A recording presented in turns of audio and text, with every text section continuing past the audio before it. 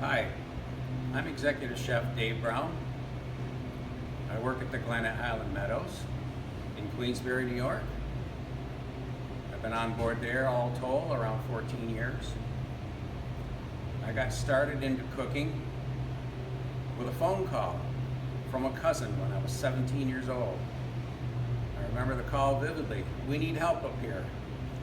So I went to the restaurant.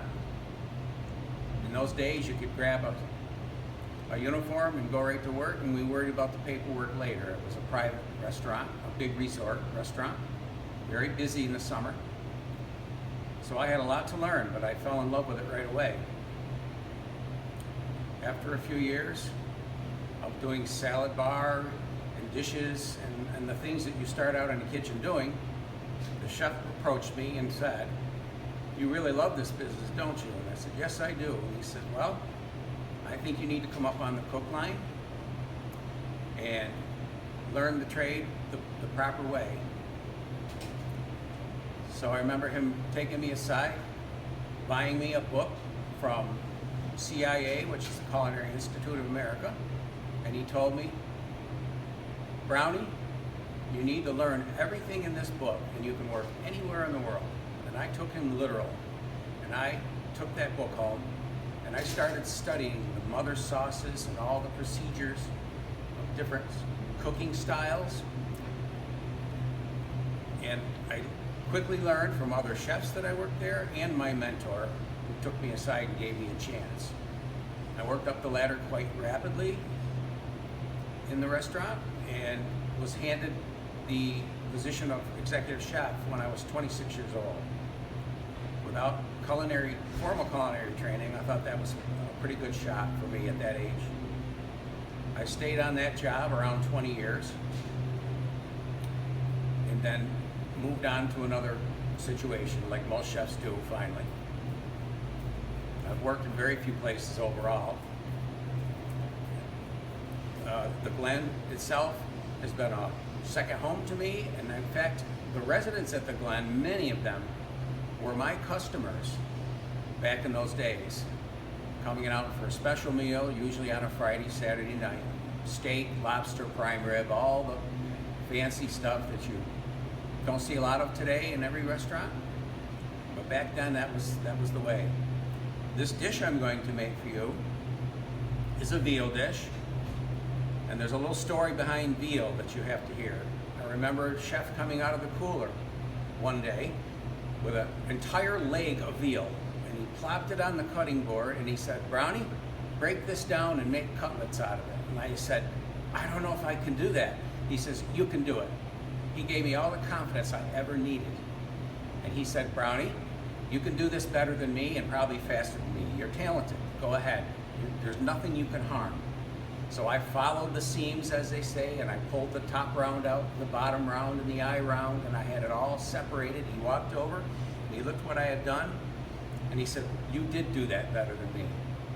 That confidence that he gave me made me not afraid to learn anything in the business. And I became instantly a teacher. I teach my cooks even today on a daily basis. They love learning, they like my style, and they're ready to learn and do better for themselves. I've promoted cooks to sous chef and so on, and they really enjoy the mentoring that I was given when I was very young.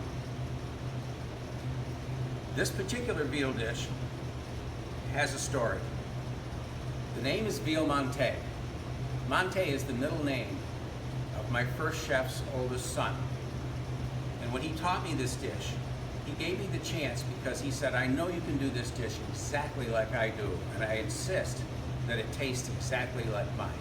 It's a very special dish to me. So this dish consists of veal, pounded thin, dredged in seasoned flour. The flour mixture contains pepper, salt, and paprika. It's sautéed in clarified butter, which is butter that has been allowed to be separated from the solids, so it's clear. Shallots, which are, people describe a shallot as a cross between a garlic and an onion. It's really not. It's a mild unique flavor. Red onion would not substitute in this dish. The dish would not taste right.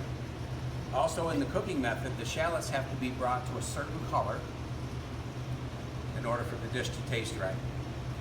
This is a pan sauce that is made with this dish by a reduction of heavy cream and dry vermouth. Sometimes chicken stock is added. That was not in the original, and I do not do that even today. Okay, to start out this dish, you have to dredge the flour, dredge the veal in flour. Let me turn on my burner, get started. Okay. You take some of the flour mixture, put it in a suitable bowl to give you room to dredge.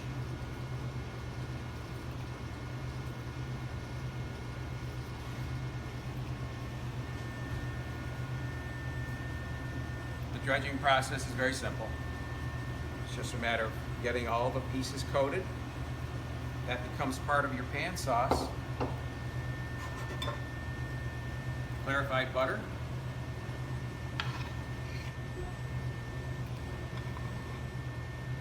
Not too much, just enough to actually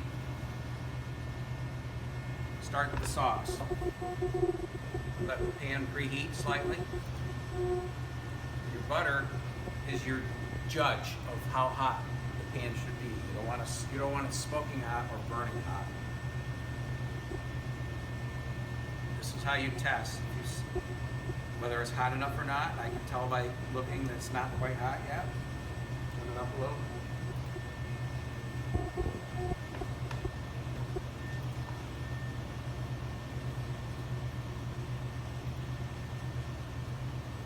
Now it's hot enough.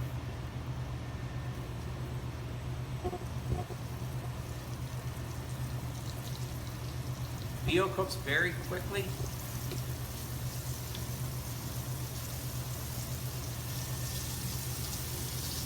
It's very tender. I always add a pinch or so of extra flour to tighten up the sauce.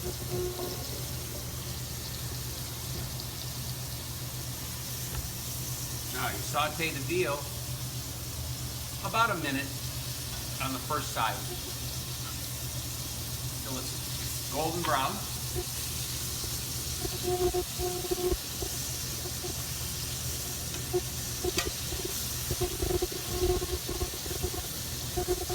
The trick in this dish is how you add the rest of the ingredients. You don't want to burn your shallots, so they go in just before the liquids go in. And you watch for color. Next I put the mushrooms in, give them a chance to cook a little bit, saute. Be generous with the mushrooms. They're part of the flavoring of the dish.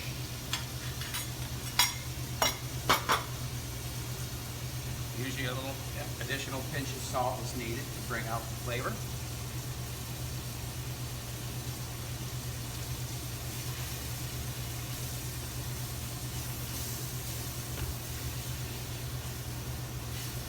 I've prepared this dish probably hundreds of times.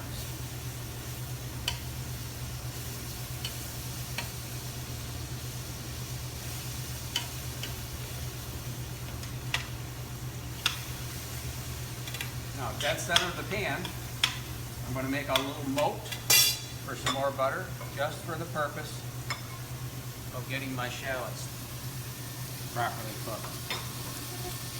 Shallots go in. Again, be generous.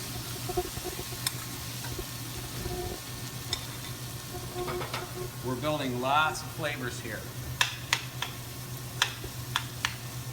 It smells wonderful already. That's the Maillard reaction. Caramelization of the sugars all contribute to the flavor of this dish.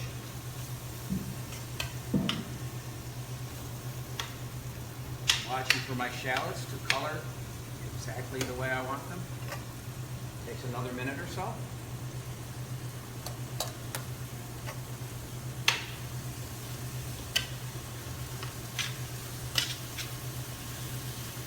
What we're building in the pan from the flour and all is fond.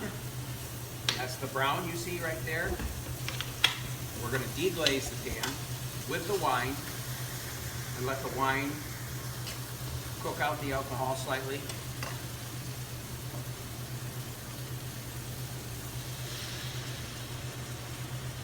You notice I don't measure anything. Chefs do not measure normally unless they're baking. Once you've made a dish this many times, measuring is unnecessary. Now we're burning off the wine. I can smell the alcohol. This will take 30 seconds.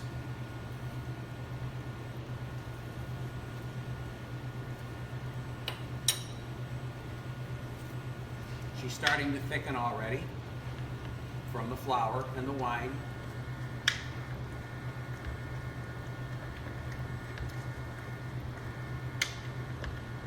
After 30 seconds or so, we'll add the cream. This is heavy cream. A lighter cream will not work with this dish. You run the possibility of curdle. The cream will curdle sometimes, and the dish just does not taste right. This is supposed to be a rich dish. This is a treat, a dish that you have occasionally. Cooking styles have changed over the years. We're eating much healthier now. But to treat yourself once in a while, I think is okay.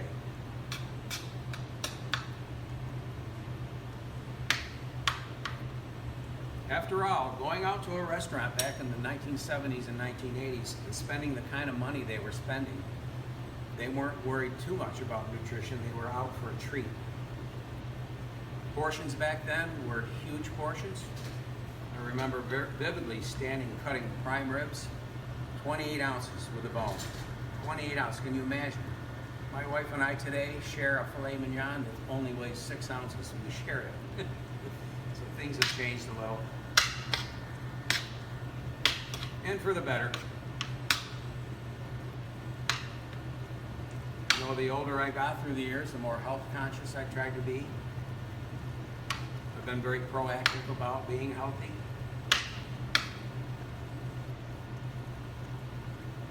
And I have quite a few residents that are the same way. They do their best to eat healthy.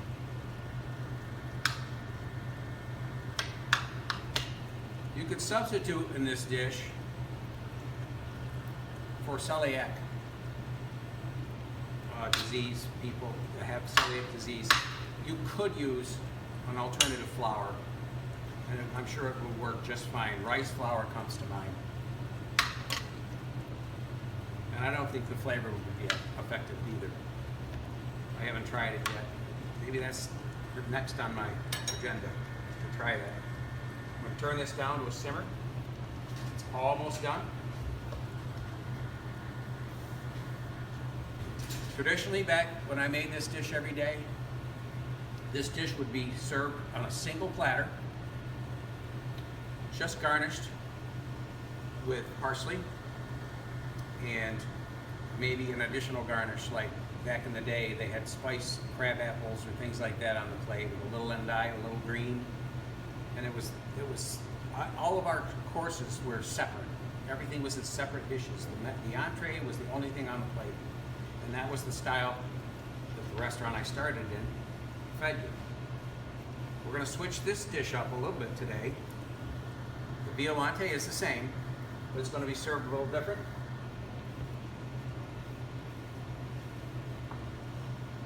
I have a little penne here, some grilled zucchini and tomatoes, all very complementary to this dish.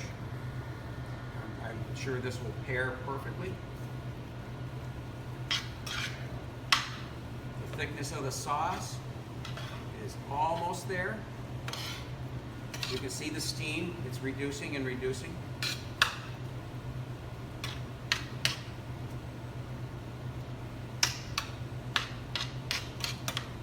It's thoroughly cooked now, and it's time to plate.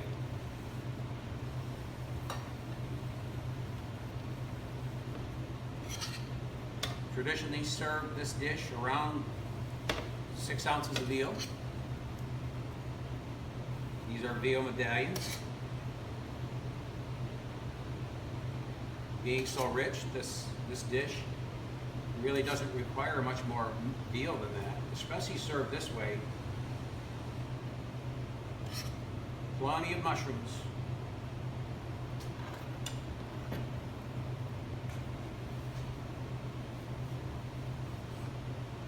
And there you have, quite a treat. This is in honor of my past first chef. I'm very proud of this dish.